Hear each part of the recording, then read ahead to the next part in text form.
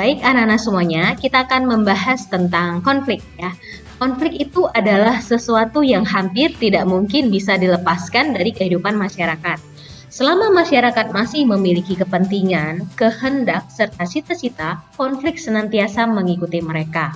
Oleh karena dalam upaya untuk mewujudkan apa yang mereka inginkan, pastilah ada hambatan-hambatan yang menghalangi dan halangan tersebut harus disingkirkan. Jadi tidak menutup kemungkinan akan terjadi benturan-benturan kepentingan antara individu dengan kelompok atau kelompok dengan kelompok. Nah, seperti itulah gambaran tentang sebuah konflik. Konflik sosial adalah konflik yang sering terjadi akibat adanya perbedaan kepentingan sosial dari pihak yang berkonflik. Konflik sosial dibagi menjadi dua, yaitu yang pertama ada namanya konflik vertikal, di mana konflik vertikal ini adalah konflik yang terjadi antara lapisan sosial yang berbeda. Misalnya, konflik yang terjadi antara pemerintah dengan warga masyarakat. Lalu selanjutnya ada namanya konflik horizontal. Nah, konflik horizontal adalah konflik yang terjadi antara kelompok atau individu dalam kelas atau lapisan sosial yang sama. Misalnya, konflik antar suku, antar etnis, antar ras, dan sebagainya. Lalu, bagaimana cara mengatasi konflik? Upaya mengatasi konflik dalam pengendalian suatu konflik hanya mungkin dapat dilakukan bila berbagai pihak yang berkonflik tersebut terorganisir secara jelas. Menekankan sebuah konflik agar tidak berlanjut menjadi sebuah tindak kekerasan memerlukan strategi pendekatan yang tepat. Oke, secara umum terdapat beberapa cara dalam upaya mengendalikan atau meredakan sebuah konflik. Ya, jadi di sini pengendalian secara umum konflik itu yang pertama ada namanya konsiliasi. Konsiliasi adalah bentuk suatu pengendalian konflik sosial yang dilakukan oleh lembaga-lembaga tertentu yang dapat memberikan keputusan dengan adil. Lalu yang kedua ada namanya arbitrasi.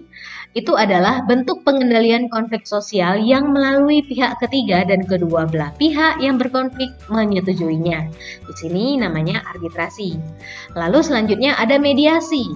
Nah, mediasi bentuk pengendalian konflik sosial yang dimana pihak-pihak yang berkonflik sepakat menunjuk pihak ketiga sebagai mediator. Nah, sama yang tadi itu namanya arbitrasi.